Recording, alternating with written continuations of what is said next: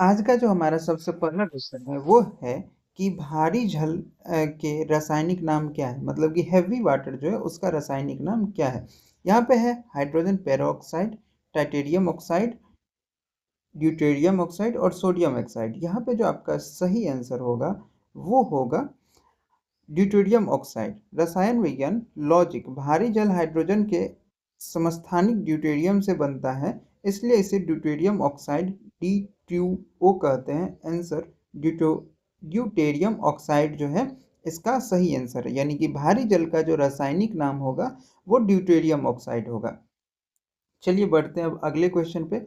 अब है सूर्य और तारों की ऊर्जा का मुख्य स्रोत क्या है। सबसे पहला क्वेश्चन है नाभिकीय विखंडन, घर्षण, नाभिकीय संलयन और उसी के साथ जो है रासायनिक अभिक्रिया। तो यहाँ पे जो हमारा सही आंसर होगा वो होगा नाभिकीय संलयन, यानी कि न्यूक्लियर फ्यूजन। सूर्य के कोर से अत्यधिक ताप पर हाइड्रोजन की नाभिक मिलकर हीलियम बनाते हैं, जिसे नाभिकीय संलयन कहते हैं।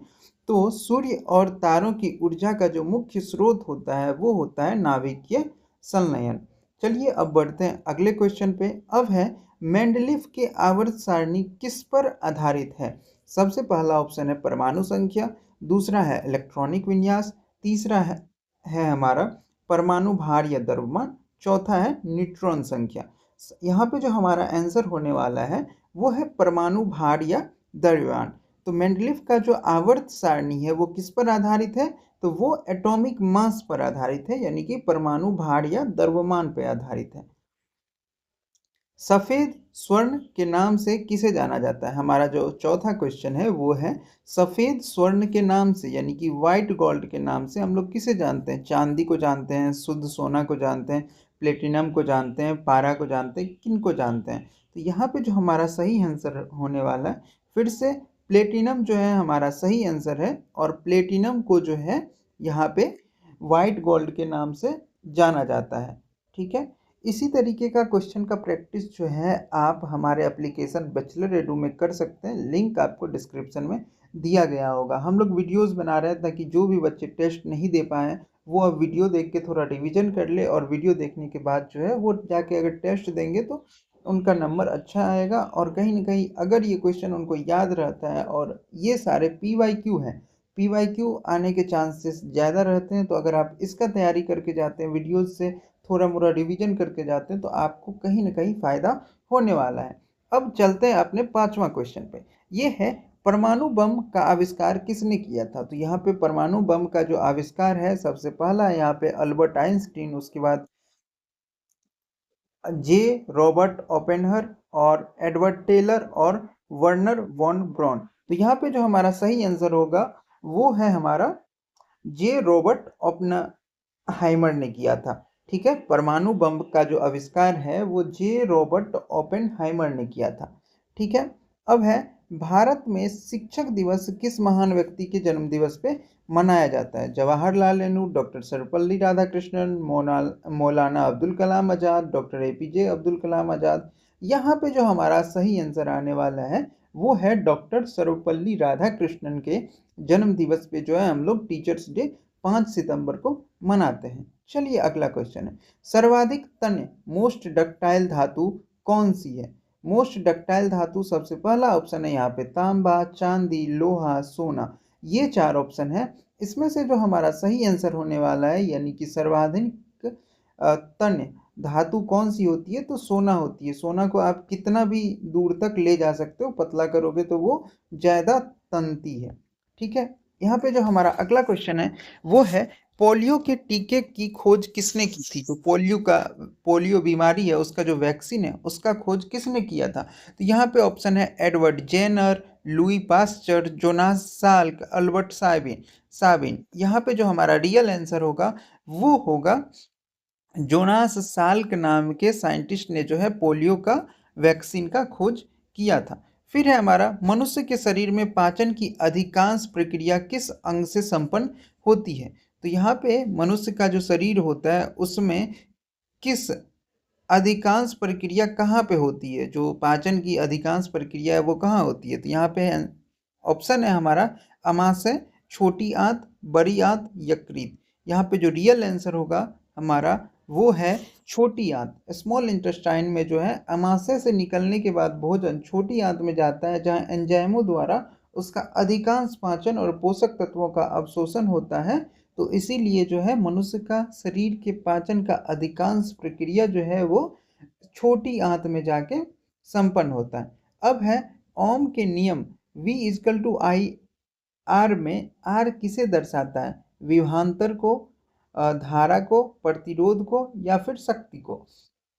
तो यहाँ पे जो है किसे दर्शाता है? विभवांतर, धारा, प्रतिरोध या शक्ति को। तो यहाँ पे जो हमारा रियल आंसर है वो है हमारा प्रतिरोध, यानी कि R इजकल टू रेसिस्टेंस।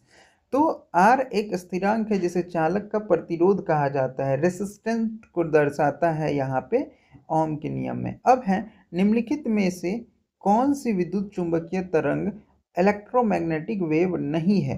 प्रकाश तरंग, कैथोड किरणें, एक्स किरणें, रेडियो तरंग। इन चारों में से कौन सा इलेक्ट्रोमैग्नेटिक वेव नहीं है? ठीक है, तो यहाँ पे जो हमारा रियल आंसर होगा वो होगा कैथोड किरणें जो है यहाँ पे क्या चीज़ नहीं है? इलेक्ट्रोमैग्नेटिक वेव नहीं है। लॉजिक, कैथोड किरणें वास्तव में तीव्र गति से चलने वाले इलेक्ट्रॉनों का प्रवाह है, तरंगे नहीं। हमारा 12वां क्वेश्चन है, मानव शरीर का सबसे कठोर भाग, hardest part of human body कौन सा है? तो सबसे पहला है जांघ की हड्डी, जिसे कि फीमर कहते हैं। खोपड़ी की हड्डी जो हमारे सर वाले की बात हो रही है यहाँ पे। तीसरा है हमारा दांत का इनामेल और चौथा है हमारा नाखून। देखिए, मैं आपको समय देता हूँ, जैसे जैसे अगर आप इसको जो है धीरे से पढ़ के आगे निकलेंगे तो आप कमेंट बॉक्स में जो है आंसर भी अपना लिख सकते हैं। तो यहाँ पे रिवील किया जाए, और यहाँ पे जो हमारा सही आंसर होगा वो होगा दांत का जो इनामेल होता है, यानी कि दांत का जो ऊपरी भाग होता है वो शरीर का सबसे कठोर भाग होता है। चलिए, प्रकाश संश्लेषण यानी कि फोटोसिंथेसिस के दौरान कौन कौन सी गैस मुक्त होती है? सबसे पहला है कार्बन डाइऑक्साइड, दूसरा है हाइड्रोजन, तीसरा है ऑक्सीजन, चौथा है नाइट्रोजन। मतलब कि हमारा जो प्रकाश संश्लेषण के दौरान जो है कौन सी गैस आखिर जो है क्या होता है, कौन सी गैस जो है वो मुक्त होती है? तो वहां पे जो है ऑक्सीजन गैस जो है वो मुक्त होती है। ठीक है, अब है स्वतंत्रता पूर्वक लटकाने पर चुंबक सदैव किस दिशा में आकर रुकता है? तो सबसे पहला ऑप्शन है पूर्व से पश्चिम, उत्तर से दक्षिण, तीसरा है उत्तर से पूर्व, दक्षिण पश्चिम। तो हमारा जो यहाँ पे सही आंसर होगा, यानी कि जब हम लोग स्वतंत्रता पूर्वक जैसे ही एक चुंबक को हम लोग लटका के रखेंगे तो वो जो है नॉर्थ साउथ यानी कि उत्तर दक्षिण की तरफ जो है वो आकर रुक जाएगा। अब हमारा 15वां क्वेश्चन जो है वो है कि दुनिया की पहली एंटीबायोटिक दवा पेनिसिलिन की खोज किसने की थी? सबसे पहला ऑप्शन है Louis Pasteur, Edward Jenner, Alexander Fleming और रॉबर्ट कोच। यहाँ पे जो आंसर होगा हमारा वो होगा अलेक्जेंडर फ्लेमिंग ने जो है क्या किया था, सबसे पहले जो भी फंगस वाली होती है बीमारी उसका जो एंटीबायोटिक होता है उसका खोज उसी ने किया था।